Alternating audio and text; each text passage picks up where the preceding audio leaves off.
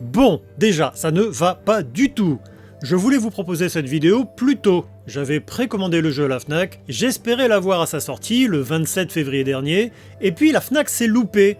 Enfin, a priori le fournisseur de la Fnac s'est loupé, et je l'ai reçu une semaine plus tard. Au moins ils m'ont envoyé un chèque cadeau de 10 € pour s'excuser du retard, c'est toujours ça de prix.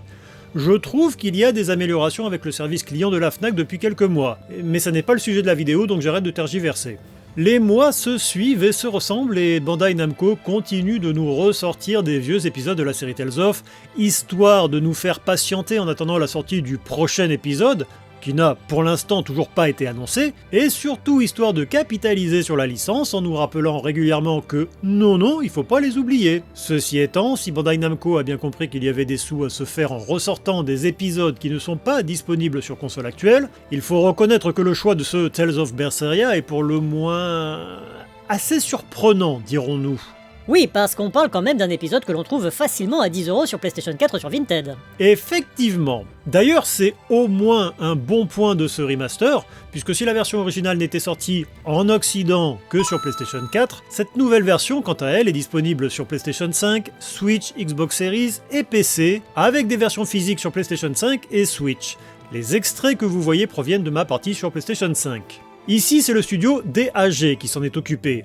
Encore une fois, Bandai Namco a choisi de déléguer le travail à un autre studio, un studio pas très connu puisqu'il fait plutôt de la sous-traitance, même s'il bosse avec des gros studios comme Nintendo ou Square Enix. Les spécifications techniques sont disponibles, je vous les affiche à l'écran. Comme vous pouvez le voir, sur Switch, il faudra se contenter d'un framerate à 30 images par seconde, 60 sur les autres consoles et jusqu'à 120 sur PC. Si le scénario se joue à un seul joueur, pour les combats, il sera possible de faire participer jusqu'à 4 joueurs.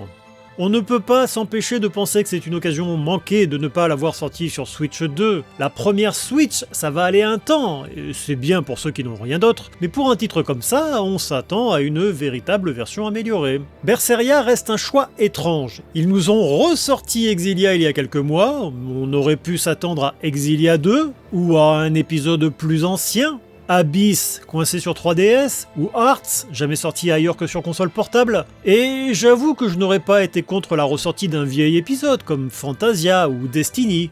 Mais non, Bandai Namco a choisi de ressortir Berseria. Alors ça peut faire sens puisque cet épisode est sorti à l'origine au Japon en 2016, donc il fête ses 10 ans, sachant que la série fêtait quant à elle ses 30 ans l'année dernière, soit, admettons. Donc, Tales of Berseria, de quoi ça cause? Berseria est un cas particulier puisqu'il est le premier opus, et le seul à l'heure actuelle, à proposer uniquement un personnage féminin en tant que protagoniste. Exilia proposait de choisir entre un protagoniste masculin, Jude, et un protagoniste féminin, Mila. Ici, non, c'est Velvet Crow, sinon rien. Comme d'habitude, s'il dit des conneries, vous le corrigez en commentaire. Pour le moment, je n'y ai joué que quelques heures, mais j'accroche totalement au personnage. C'est la première fois que je m'essaye à Berseria. J'ai pas mal de retard sur la série, à part Arise, les derniers opus que j'ai fait, c'est Grace's Health, Symphonia et sa suite, qui avait eu le droit à un tripack sur PlayStation 3. Et ça se dit fan de RPG. On peut pas jouer à tout, à mon grand regret. J'avais certes essayé le remaster de Tales of Exilia, mais ça fait une sacrée évolution depuis le dernier épisode que j'ai fait en entier, encore une fois sans prendre en compte Arise. J'ai été particulièrement emballé par le tout début de l'aventure, avec une mise en scène assez sombre et des cinématiques en animation traditionnelle de toute beauté, signées par le studio Ufotable. J'adore ce que fait Ufotable. Que ce soit Fate Stay Night, Unlimited Blade Works ou Demon Slayer, c'est toujours de l'animation de grande qualité. Ici un peu moins, les cinématiques d'un jeu vidéo reçoivent toujours moins de budget, mais ça reste remarquable. Tout commence dans un petit village où vit Velvet avec son jeune frère, Laphicet, et le compagnon de sa sœur, Artorius. Ce dernier les avait défendus d'une attaque de démons quand ils étaient enfants, une attaque qui avait coûté la vie à sa sœur Celica. Des années plus tard, Velvet et Laphicet ont bien grandi, et elle s'occupe de son jeune frère, qui est malade, jusqu'à une nuit terrible où son frère perdra la vie, et Velvet deviendra à moitié démon, gagnant un bras monstrueux qui lui permet de se repaître du cadavre de ses ennemis. Petite ellipse de 3 ans qu'elle a passé dans une prison à se battre pour survivre, elle peut enfin sortir et bien décider à se venger du meurtrier de son frère. On vous fait la version zéro spoil là, hein, histoire que vous découvriez ça par vous-même. Pour le moment, je suis pas très loin dans le scénario. Je n'ai rencontré que quelques compagnons, notamment Maggie Lou, qui a l'air d'être une belle petite... Je vais pas finir ma phrase, mais elle nous regarde de travers. Elle est prête à balancer n'importe quelle information pour sauver ses miches, elle a une bonne tête mais elle a des choses à se reprocher. Bref, je n'en dis pas plus, mais je suis par contre très convaincu par les mimiques des personnages. Ils sont vraiment très expressifs.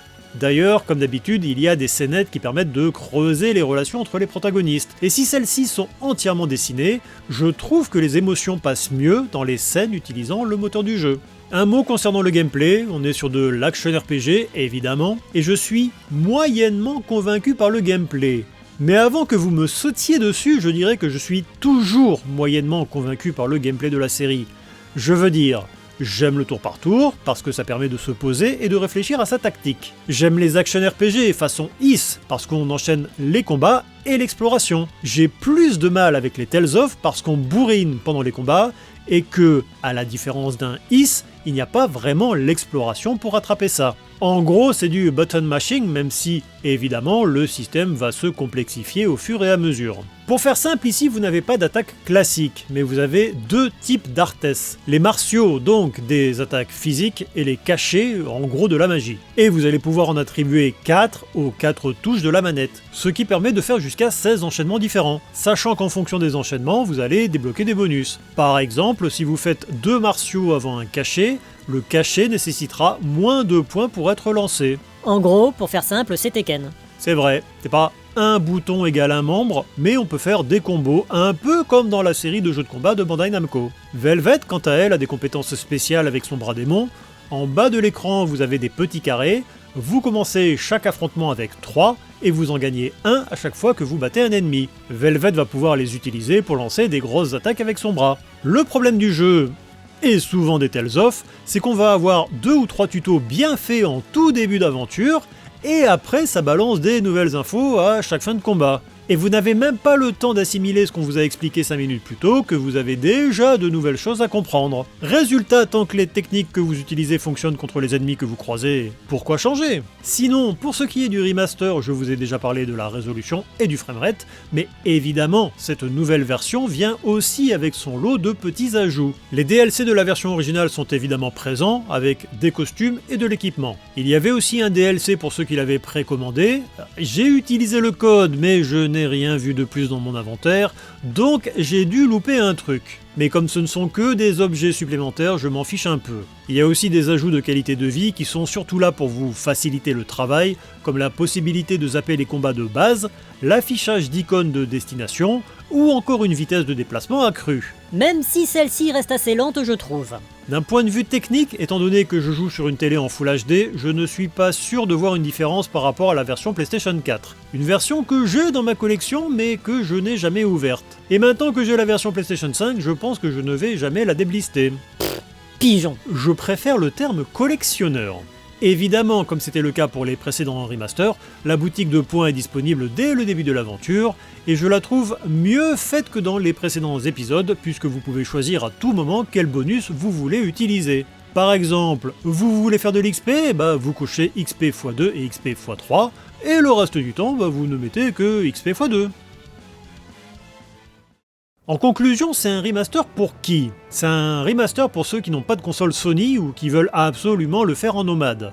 Oui, l'ergonomie de cette version a été revue, et oui, à 39,99€, il n'est pas si cher que ça. Mais si vous l'avez déjà sur PlayStation 4, ça n'est vraiment pas une obligation de le reprendre. A titre personnel, j'avais fait une vidéo sur Tales of Graces F. J'y avais joué quelques heures, l'aventure était encore fraîche dans mon esprit, et je n'avais pas eu envie de continuer. J'avais essayé Tales of Exilia, j'avais commencé avec le mauvais personnage, et je n'avais pas eu envie de continuer non plus.